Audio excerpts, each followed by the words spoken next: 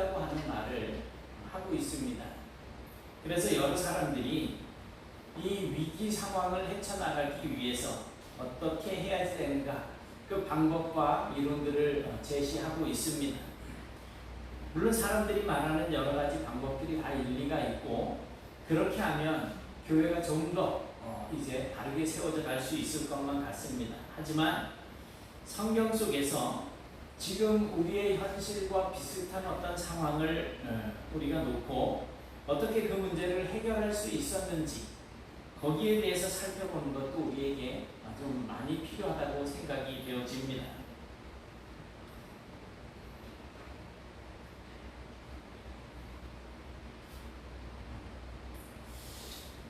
(1984년) LA 올림픽에서 이제 여자 선수로서는 최초로 200m와 400m 단거리 이제 달리기에서 금메달을 목에 건 발레리 브리스코 훅스라고 하는 선수입니다. 1982년도에 그러니까 올림픽이 열리기 2년 전에 이 발레리는 그렇게 유력한 우승 후보가 아니었다고 합니다. 하지만 그녀의 코치 바비 캐시가 이 발레리를 분석을 하다 보니까 발레리가 올림픽에서도 우승을 할 수 있을 만한 그런 충분한 능력을 가지고 있는데 문제는 이 발레리가 올림픽에 나가서 금메달을 따고자 하는 열망이 없다는 사실을 이제 알게 되어서 이제 이 발레리를 상담사에게 소개를 시켜줍니다. 이 상담사 켄 로스라고 하는 사람이 이제 발레리와의 처음 만남에서부터 발레리에게 비전을 심어주는 그런 말을 하게 됩니다. 발레리, 지금 여기는 올림픽 경기장입니다. 당신은 1등으로 결승선을 통과했고 많은 사람들이 그런 당신을 보면서 환호하는 박수갈채를 보내고 있어요. 당신의 기분이 어떨 것 같습니까? 처음에는 시큰둥했는데 이 이야기를 계속해서 반복적으로 듣는 과정 속에서 이제 어느 순간인가 발레리의 팔에 소름이 돋기 시작을 했다는 거예요. 이런 모습을 본 이제 켄이 쉴 틈을 주지 않고 계속해서 올림픽에서 금메달을 땄을 때의 그 영광스러운 광경에 대해서 그리고 그 금메달을 따고 난 이후에 발레리 당신의 인생이 어떻게 변할 것인지에 대해서 계속해서 말을 해주었다고 합니다. 그래서 2년간의 훈련을 받으면서 발레리는 자기가 금메달을 땄을 때를 상상하는 것만으로도 감격의 눈물이 흘릴 정도로 그렇게 사람이 변화되어 마침내 올림픽에서 금메달을 목에 걸었습니다. 이때 ABC 방송국에서 기자가 인터뷰를 할 때 지금 금메달을 목에 건 심경이 어떻습니까? 라고 물었을 때 발레리는 그저 다른 날들과 똑같은 기분입니다 라고 대답을 했는데 그것은 뭐 그렇게 기쁘지 않다는 얘기가 아니고 그녀가 매일 훈련에 앞서서 경기에서 승리하고 금메달을 목에 걸고 수많은 사람들이 환호하고 박수갈채를 보내는 그런 어떤 상상을 하면서 그 영광스러운 그런 장면을 계속 보여왔기 때문에 정작 금메달을 땄을 때도 그것이 이어졌다는 거예요. 그러니까 평상시와 같은 심정이었다라고 이야기를 하는 거였습니다. 여러분, 소망으로 미래를 그릴 때 하루하루는 즐거움으로 가득하게 됩니다. 그러나 소망으로 미래를 그리는 그 궁극적인 이익은 우리가 상상하던 그 미래가 현실로 다가온다는 거예요. 옛날에 저 아주 어렸을 때 이 미국에서 우주선이 날아가는 달나라를 뭐 이렇게 가서 이제 도착했다는 소식을 들은 적이 있어요. 그런데 그 전에는 우주 여행하고 하는 게 사실 만화에서나 보다 영화에서나 보던 그런 내용 아니었겠습니까? 뭐 이제는 날아다니는 자동차가 나올 거라고 이야기를 하는데 벌써 오래전부터 그런 것들은 영화에 나왔고 실질적으로 그런 날아다니는 드론 택시 이런 것들이 이제 개발이 되기 시작을 했잖아요. 그리고 실질적으로 택배하는 것도 드론으로 옮기고 뭐 이런 일들이 지금 이어지고 있습니다. 사람들이 매일 상상 속에서 그리던 것들이 현실로 나타나게 되더라는 거예요. 여러분, 소망으로 미래를 그릴 때 하루하루는 즐거움으로 가득하게 됩니다. 그러나 소망으로 미래를 그리는 궁극적인 목적은 바로 그 상상하던 그 때가 현실로 다가온다는 것입니다. 그러므로 우리는 오늘 한국 교회의 현실을 바라보면서 아이고 교회가 썩었어, 미래가 없어, 이렇게 마음 아파할 것이 아니고 치료되어지고 더 나아져서 이제 멋있게 이 한국과 세계를 선도해 나가는 그런 우리 한국 교회의 미래를 꿈꾸고 또 그 꿈을 이루기 위해서 우리가 최선을 다해서 준비하고 시작한다면 아까 발레리가 땄던 그런 금메달과 같은 트로피가 우리의 것이 될 수가 있을 것입니다. 오늘 본문 사무엘상 7장은 사무엘의 모습을 통해서 이제 이 교회와 국가와 집안, 이 신앙의 공동체가 든든히 설 수 있는 비결을 우리에게 가르쳐주고 있습니다. 그 비결은 하나님의 은혜와 신실한 지도자와 그리고 그 지도를 성실하게 따르는 백성들입니다.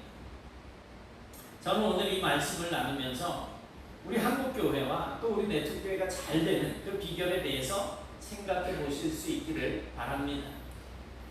오늘 본문 2절 말씀을 함께 읽어보도록 하겠습니다.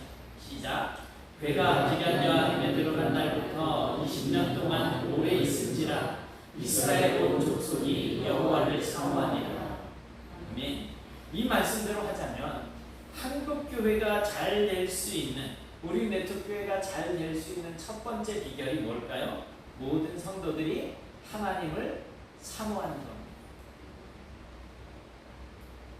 오늘 본문에서 언급되고 있는 현실은 하나님의 언약궤가 블레셋과의 전쟁터에 나갔다가 블레셋 사람들에게 빼앗겼다가 이제 젖먹이는 암소 2마리가 그 수레에 궤를 싣고 소가 궤를 싣고 이제 돌아왔어요. 그렇게 베세메스를 거쳐서 지금은 기럇여호림으로 이제 와서 아비나답의 집에 20년 동안이나 머물고 있었다는 것입니다. 이 여호와의 교회는 사실 어디에 있어야 돼요? 성전에 있어야 되잖아요. 그런데 아비나답의 집에서 20년 동안을 머물고 있다는 거예요. 그때서야 이스라엘 백성들이 하나님을 사모하기 시작했다라고 말씀을 하고 있습니다. 이 사모함이라고 하는 이 속성을 우리가 뭐라고 정확하게 표현하기는 어렵지만 이스라엘 백성들은 너무나 오랫동안 하나님으로부터 떨어져 있는 느낌을 가지고 있었을 겁니다. 그래서 하나님과 좀 더 가까이 있고 싶었을 거예요. 말 그대로 하나님과 가까이 하고 싶어하는 그런 간절한 마음을 가지고 있었다는 것입니다. 지금 태희가 앞에 있다가 엄마 옆으로 간 이유가 엄마하고 더 가까이 있고 싶어서 그렇지. 아니야, 추워서요. 아이고, 엄마 기분이 별로 안 좋기는 추워서. 고양이가 사람들 가까이 가는 거는 체온이 그리워서 가는 거잖아.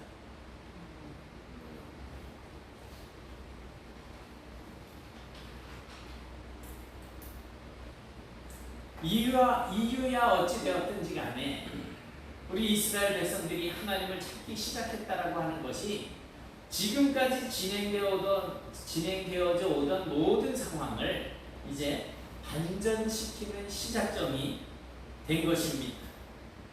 하나님을 사모하는 마음을 가지고 하나님을 찾기 시작했을 때 그 인생이 반전이 되어진다는 것. 교회가 든든히 서는 첫 번째 비결은 우리 모든 성도들이 하나님을 사모해야지 된다는 거예요. 하나님 사모해야지.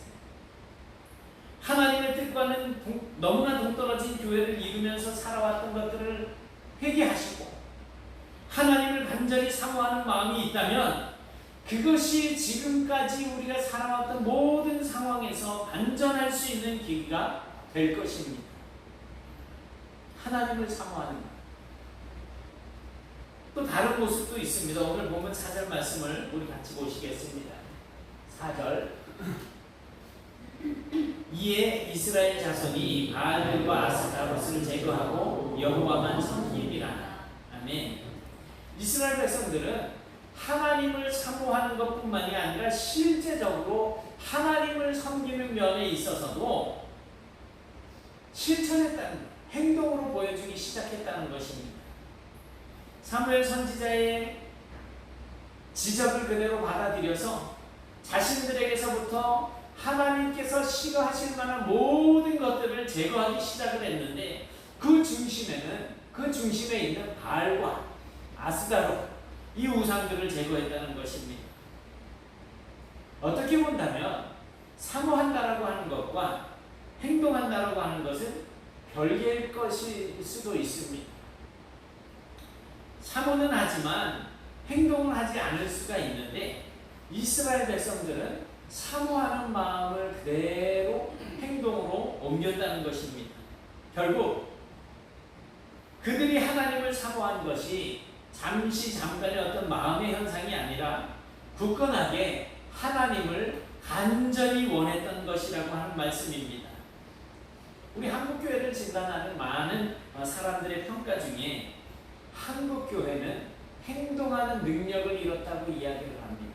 행동하는 능력을 잃었다. 말은 많이 하는데 실제적으로 행동하는 것은 없다는 거예요. 모든 교회가 다 그렇다는 것은 아닌데 대부분의 많은 교회가 형식에 치우쳐 있다는 것이지. 구제를 외치고 전도를 외치고 신앙 양심을 외치지만 그들의 삶 속에는 아무것도 나타나지를 않는다는 것입니다. 그래서 세상 사람들은 도대체 교회는 많은데 사회에서 믿는 사람을 찾아볼 수가 없다라고 이야기들을 합니다. 히브리인들의 사고방식에 의하면 사람의 행동은 어디에서 출발된다고요? 마음에서 출발된다고 생각합니다.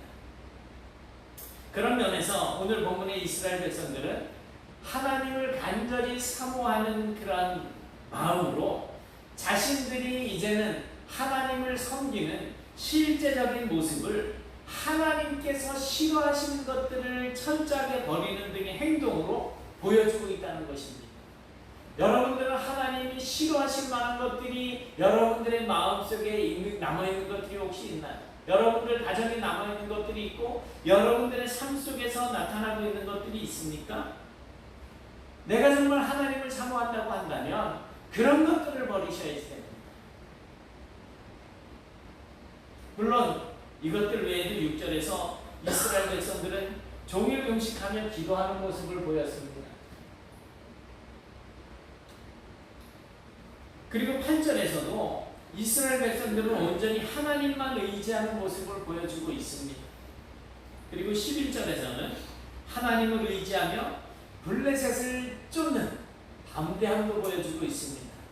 블레셋이 쳐들어왔을 때 그들을 두려워하던 이들이 이제는 하나님이라고 하는 백을 의지하면서 오히려 그들을 쫓아내더라는 거예요. 이 모든 것들이 가능한 이유는 이 백성들이 이전과는 다르게 간절하게 하나님을 사모하고 그 사모하는 마음을 실제적인 삶으로 옮기고자 하는 그런 어떤 의지가 나타나고 있었기 때문이라는 것입니다. 여러분, 하나님을 사모하시기 바랍니다. 그리고 그 사모하는 마음에 걸맞게 행동하면서 사는 성도들이 되시길 바랍니다. 그러셔야지 됩니다.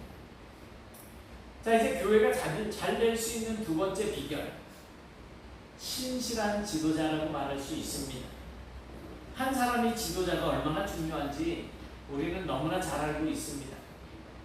지도자 한 사람으로 인해서 온 나라 전체가 혼란에 빠질 수도 있고 수백 수천 명이 한꺼번에 목숨을 잃을 수도 있습니다.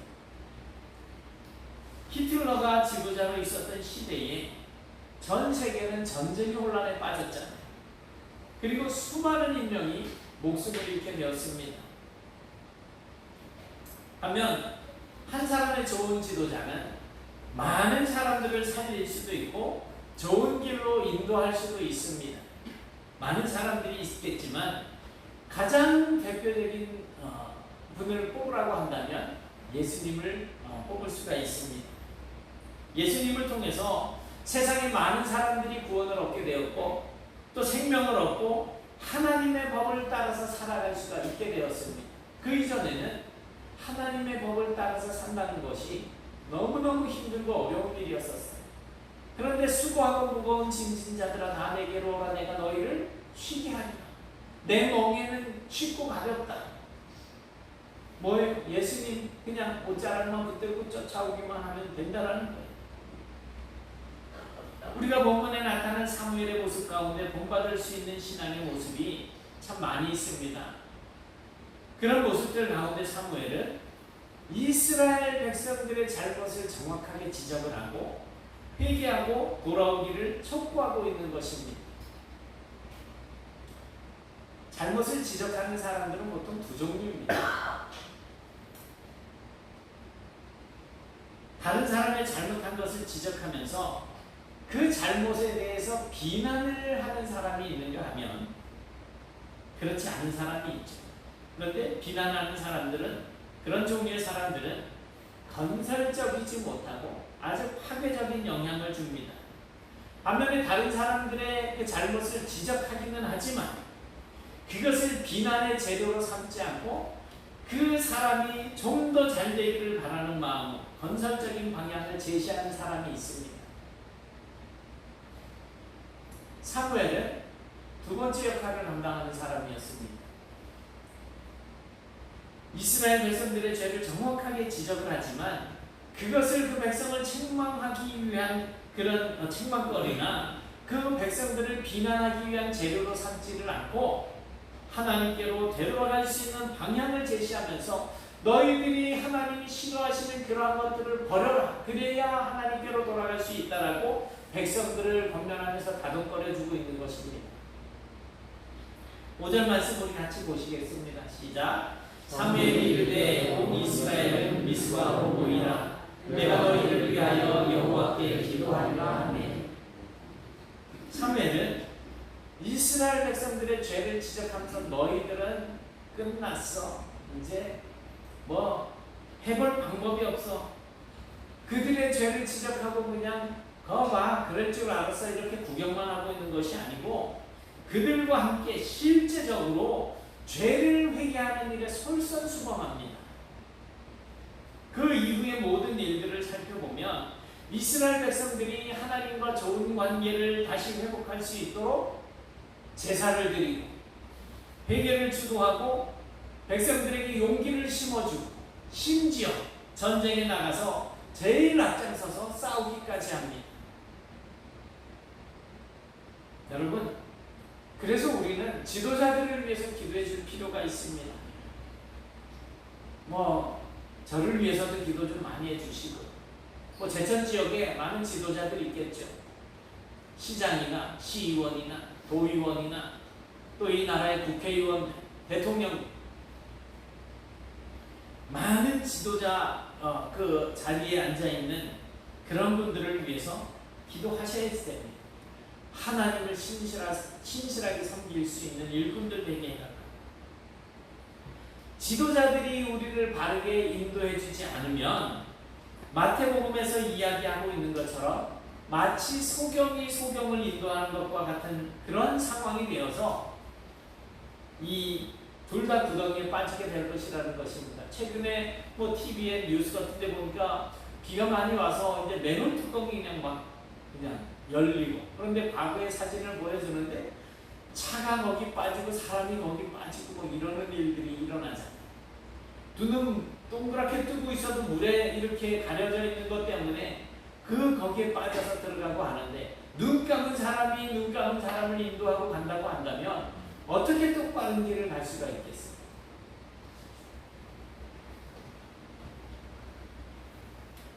그러므로 미래에 이 주님의 몸된 교회를 이끌어갈 수 있는 지도자들 가운데에 사무엘과 같은 신실한 지도자들이 많이 나올 수 있도록 기도해야 됩니다. 우리가 정말 이것을 기도 제목으로 놓고 하나님 앞에 기도하시기 바랍니다. 자, 이제 한국교회가 잘 될 수 있는 세 번째 비결. 그것은 온전히 하나님의 은혜라고 할 수 있습니다.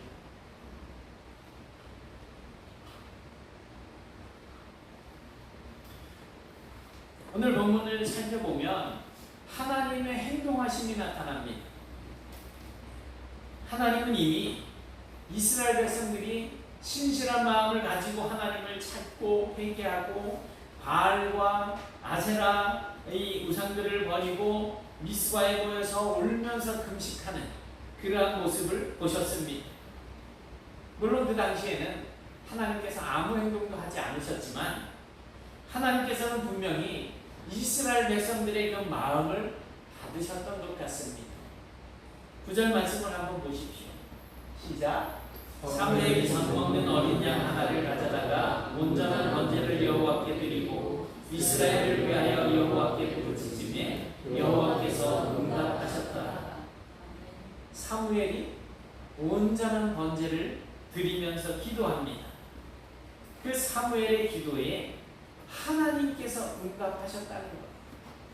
20년이 지나는 그러한 시간 동안 이들이 하나님을 떠나 있다가 너무나 답답하고 어두운 그런 삶을 살다가 사사시대는 암흑시대라고 말씀을 드렸었잖아요.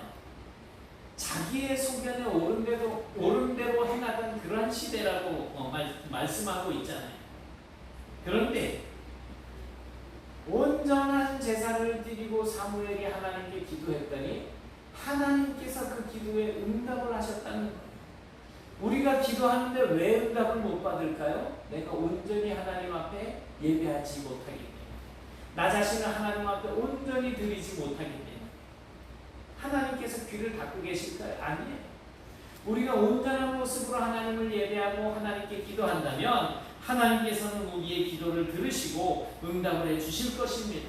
사무엘의 이 기도에 응답해 주셨다라고 하는 이 말씀에 정말 소름이 돋습니다.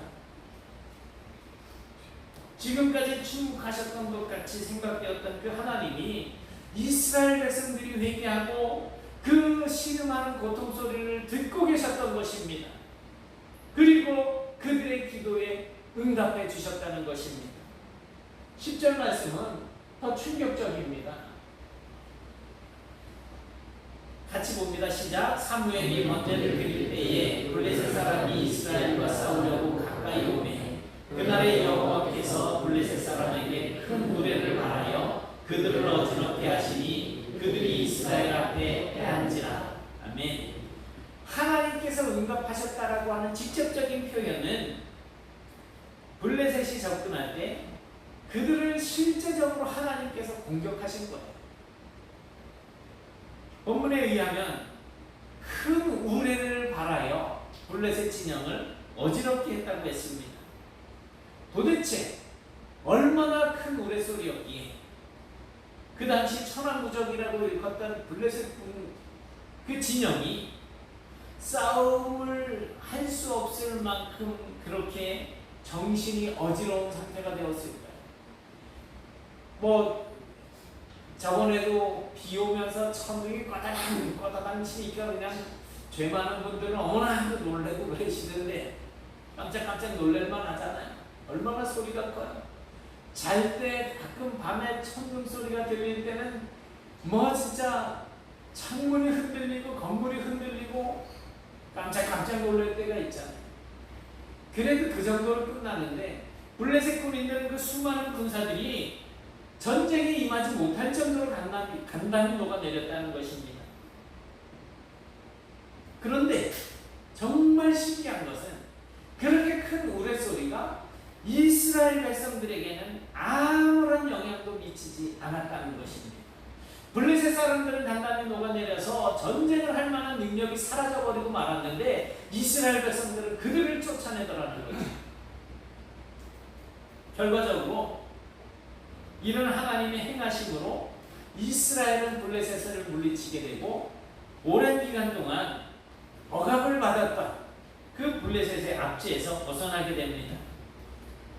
13절 말씀에서는 이스라엘 백성들이 누리게 된 이 평화를 오랫도록 지켰는데 그 평화를 지킬 수 있도록 하신 장본인이 다름이 아닌 하나님 자신이라는 것입니다. 같이 보실까요? 13절 시작. 이에 블레셋 사람들이 공격하여 하나님의 이스라엘 지역 안에 두어지게 하였으며 여호와의 손이 사무엘이 사는 날 동안에 블레셋 사람들을 막으시되. 아멘. 이스라엘이 강력해서도 아니고 블레셋이 완전히 약해져서도 아닌 여호와의 손이 블레셋을 막으셨다는 것입니다. 여호와의 손.